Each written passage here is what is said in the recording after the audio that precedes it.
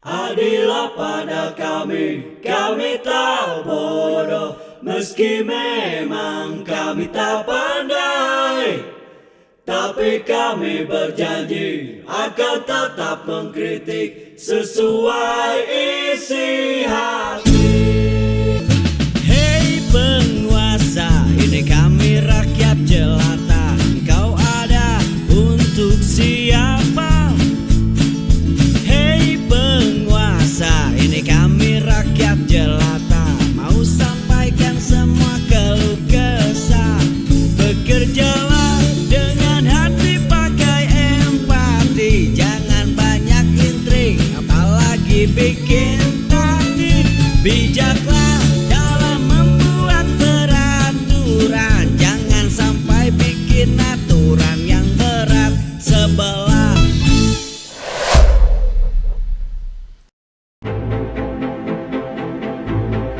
Ya, kami dipercaya Pak Jokowi untuk diutus membawa dokumen ijazah. Ya, membawa dokumen ijazah untuk menyerahkan di Bareskrim ini. Jadi sementara hanya diperintahkan seperti itu aja, karena kita sebagai adik ipar dipercaya untuk membawa dokumen ini.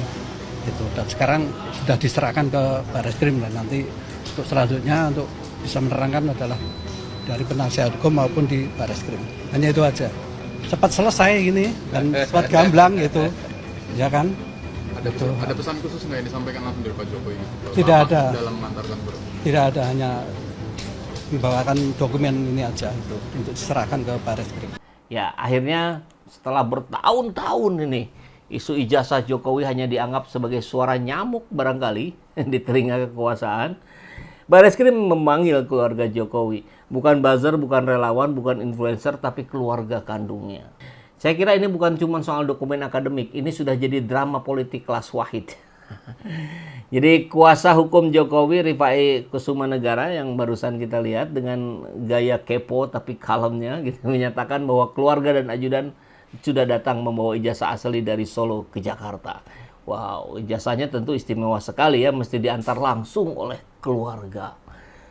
Bukan difotokopi, bukan dikirim ekspedisi, tapi ya barangkali diarak gitu, diaman. Apakah ini pengusutan hukum atau pementasan budaya? Bisa jadi keduanya.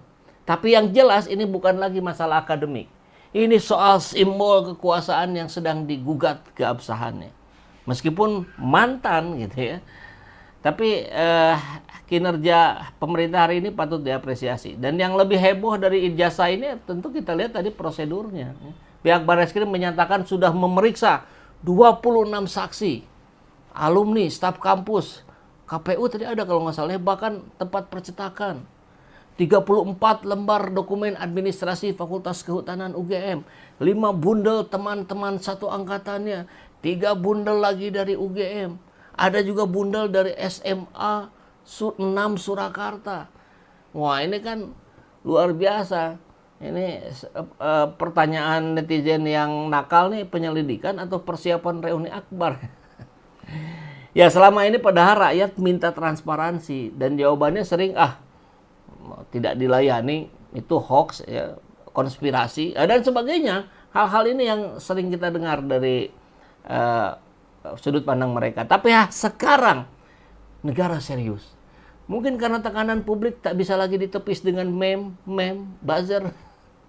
Dan yang lebih mengejutkan, sudah ada uji laboratoris terhadap dokumen. Jadi ini bukan sekedar klarifikasi di YouTube atau obrolan di podcast alumni. Maka saya kira satir yang layak dicatat nih ya. Kok baru sekarang serius? Kalau dari awal transparan dan ijazah ditunjukkan ke publik, ya, bukan hanya ke media pilihan ya, rakyat tidak akan sampai bikin film dokumenter, buku investigasi, atau sampai lapor ke PBB. Ya, ijazahnya diantar keluarga. Ini dramatis atau defensif? Kenapa nggak langsung dari institusi misalkan? Tapi kan kalau ijazah tetap memang keluarganya dan institusinya sudah ada yang diundang. Nah, saya kira ini bentuk yang parade menarik untuk kita simak berikutnya. Negara kerja keras membela kasus ini, menjaga kasus ini. Mudah-mudahan bukan membela berpihak, tapi membelanya kebenaran yang dibela, gitu ya.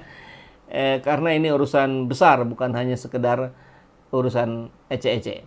Nah, kalau kelak terbukti ijazah itu sah dan benar, ya bagus ya. Kalau tidak terbukti cacat prosedural, maka saya kira ini bukan soal pemalsuan dokumen, melainkan pemalsuan sejarah bangsa. Jadi mari kita tunggu hasilnya. Tetap sambil nonton, jangan lupa ini negara hukum, bukan negara perasaan. Rasanya. Nah, dan jika hukum tak lagi punya nyali untuk adil, maka rakyat akan selalu punya memori untuk mengingat dan bersuara.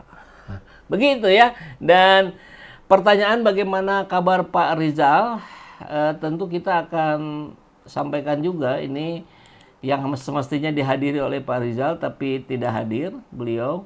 Ini penjelasan dari Pak Ahmad Husainuddin. Ingin kami sampaikan yang pertama, kami tadi sudah mengkonfirmasi kepada penyidik Polda Metro Jaya bahwa klien kami belum bisa menghadiri panggilan untuk melakukan klarifikasi atas undangan yang disampaikan oleh Polda Metro Jaya Riswet Kriminal Umum pada hari ini dikarenakan qadarullah kecelakaan, ditabrak motor.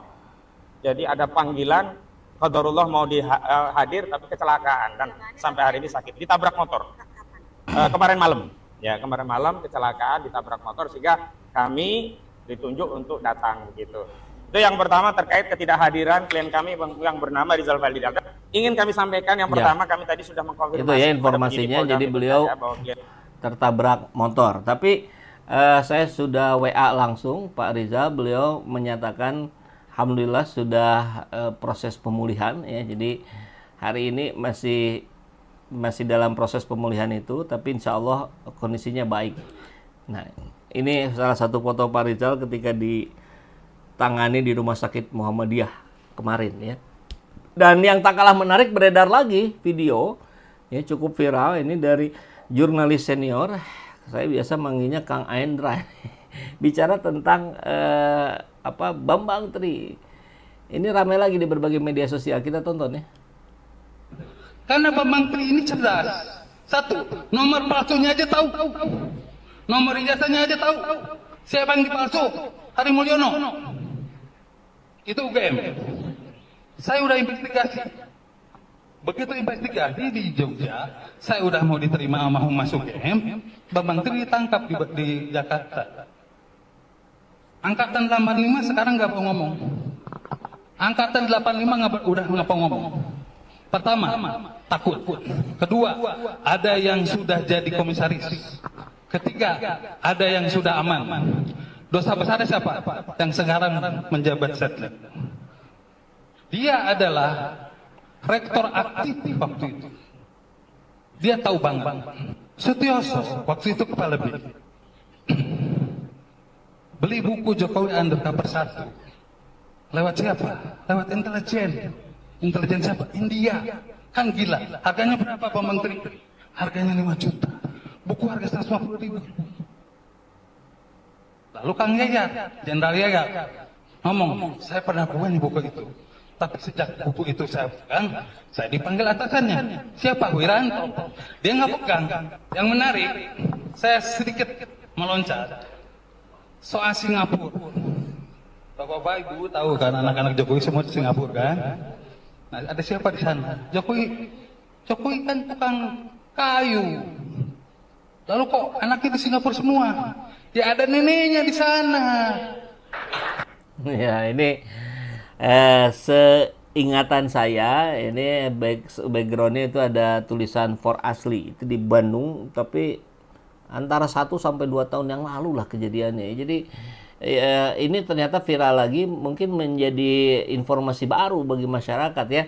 Oke, yang pasti apapun yang terjadi, kita tentu berharap ini adalah hal yang terakhir ya, terkait ijazah palsu ini. Ke depan nggak boleh lah, kita harus lebih ketat lah ya, biar nggak kayak begini terus kejadiannya. Kita harus fokus pada proses-proses pembangunan Indonesia, bukan pada hal-hal yang seperti ini. Komen dari sahabat. Assalamualaikum. Waalaikumsalam.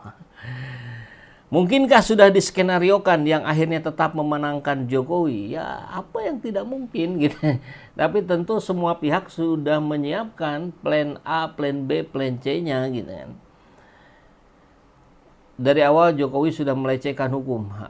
Bolehlah Pak Jumali ini didetailkan melecehkan hukumnya sebelah mana, karena tidak memenuhi panggilankah yang di Solo atau bahkan yang sebelumnya gitu. Atau yang mana nih? Perlihatkan dong ijazahnya, ditunjukkan sebentar terus ditutup lagi. Jangan-jangan cuma bungkus kacang tadi. Oh, yang tadi ada ya, yang ini nih, pengacara yang ini tadi menunjukkan berkas kemudian langsung ditutup lagi. Saya yakin bukan bungkus kacang, tapi mungkin bungkus yang lain.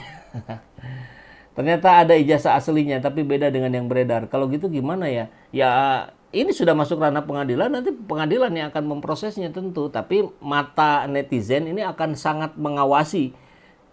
Kalau ada kejanggalan pasti akan ada yang teriak dan seterusnya. Ini saya kira hal yang lebih baik terjadi hari ini ketika netizen bisa ikut berperan serta dengan lebih banyak dibandingkan sebelumnya. Keluarga Jokowi sama aja nggak beres. Apa yang nggak beresnya ya? Jadi kalau komentar akan lebih keren itu kalau didetailkan, nah, gitu ya.